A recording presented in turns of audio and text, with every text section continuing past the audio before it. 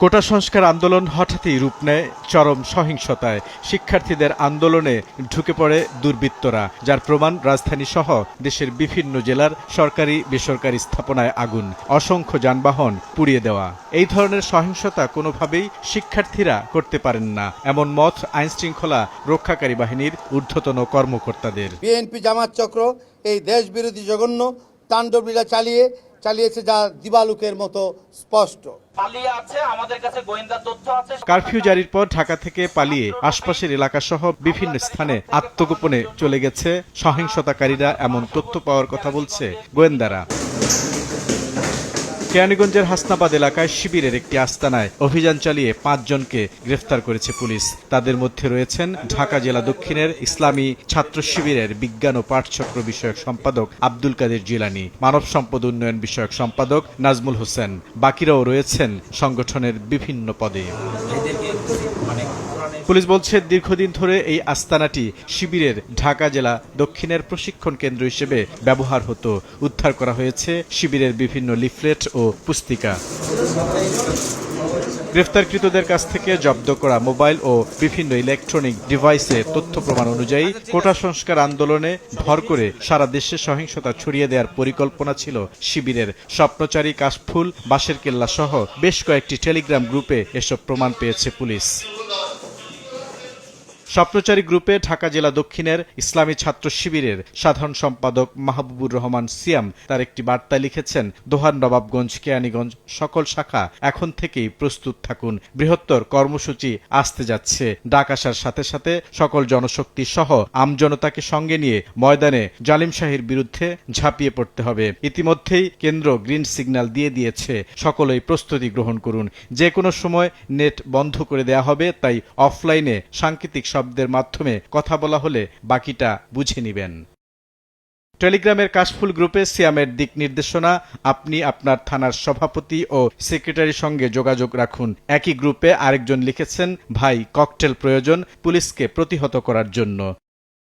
শিক্ষার্থীদের হাতে বাটুল আর গুলতি তুলে দেওয়ার আহ্বান সিয়ামের। কিভাবে বাটুল দিয়ে আক্রমণ করা যায় সেই কৌশলও শিখিয়ে দেয়া হয়েছে। আন্দোলনকে উস্কে দেওয়ার মতো অসংখ্য অডিও বার্তা এসেছে পুলিশের হাতে। একটি অডিও বার্তায় প্রবেশ মুখ বন্ধ করে ঢাকা অচল করার নির্দেশনা রয়েছে। প্রিয় ভাইরা, আপনারা কেরানীগঞ্জ নবাবগঞ্জে যাদের সক্ষমতা আছে আসতে পারবেন। আপনারা কেরানীগঞ্জ হাসনাবাদ এইচআর কেন্দ্রিক থাকবেন দুপুর ৩টার আগে। আমরা ৩টার পরে ওদিকে মুভ করবো আর কি। আমরা ধুলাইখাল থেকে পুরো দক্ষিণ অঞ্চলের যে বিশ্ব রোডটা আছে এটা বিচ্ছিন্ন করে দেবো আর কি, আমরা কয়েকটা শাখা মিলে। এটা হবে হচ্ছে ৩টার পরবর্তী সময় থেকে রাত পর্যন্ত। তবে এই তথ্যটা আপনারা দায়িত্বশীল যারা আছেন, থানা সভাপতি, সেক্রেটারি এবং থানা দায়িত্বশীল ছাড়া অন্য কাউকে জানাবেন না। স্পোর্টের কথাটা অফলাইনে বলে দিবেন। অফলাইন বলতে মোবাইলে না, সরাসরি আর কি মুখে বলে দিবেন।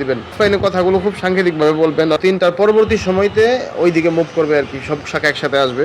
এখন ছাত্ররা আছে, সাধারণ ছাত্ররা ছড়ানো ছিটানো আছে। তবে আমাদের মূল আন্দোলনটা হবে ৩টার পরবর্তী থেকে শুরু করে রাত পর্যন্ত। রাত্রে আপনারা অবগত আছেন, গতকাল ভাইরা করছে, এগুলো বলার দরকার নেই। বাইরে যাত্রাবাড়ি এলাকা, শনি রাখরা এলাকা দেখছেন রাত ১২টা, সাড়ে ১২টা, ১টা পর্যন্ত ভাইরা অবস্থান নিয়েছিল। জগন্নাথ বিশ্ববিদ্যালয় শাখার সঙ্গে সমন্বয় করে বড় একটি আন্দোলন করার পরিকল্পনাও ছিল তাদের।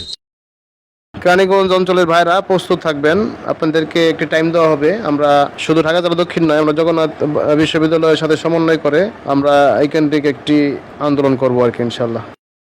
পুলিশ বলছে, ঢাকা কেন্দ্রীয় কারাগার দখলের পরিকল্পনা ছিল ইসলামী ছাত্র শিবিরের। মোবাইলের বিভিন্নভাবে আমরা যাচাই বাছাই করে তাদের স্পষ্ট নির্দেশনা এবং তাদের উপস্থিতি আমরা নিশ্চিত হয়েছি। আমরা ঢাকা জেলার শিবিরের দক্ষিণ শাখার যিনি বিজ্ঞান ও প্রযুক্তি বিষয়ক সম্পাদক তাকে গ্রেপ্তার করেছি এবং তার মোবাইল ডিভাইসে আমরা যে ধরনের নির্দেশনা পেয়েছি, স্পষ্টতই তারা একটি অ্যাপস ইউজ করে তারা গ্রুপ আকারে তারা মেসেজ দিচ্ছে এবং এই যে তারা পোস্তগোলা ব্রিজ হয়ে যে আমাদের এক্সপ্রেসওয়ে এটি তারা কেটে ফেলার বন্ধ করে দেওয়ার পাশাপাশি ঢাকা কেন্দ্রীয় কারাগারেও তাদের একটি পরিকল্পনার আমরা নিশ্চিত হয়েছিলাম এবং আমরা পরবর্তীতে আমাদের ব্যাপক তৎপরতার কারণে তাদের এইটি আমরা নস্যাৎ করতে সক্ষম হই। পুরো ঢাকাকে সারা দেশের সঙ্গে বিচ্ছিন্ন করার পরিকল্পনা ছিল তাদের, এমন তথ্য পাওয়ার দাবি পুলিশের। ছাত্র শিবিরের ঢাকা জেলার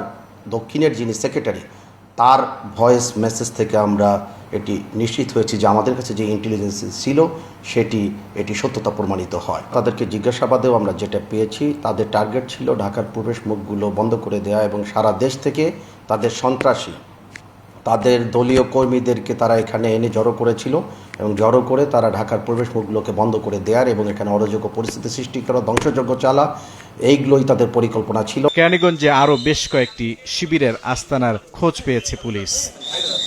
বুলবুল রেজা, সময় সংবাদ, ঢাকা।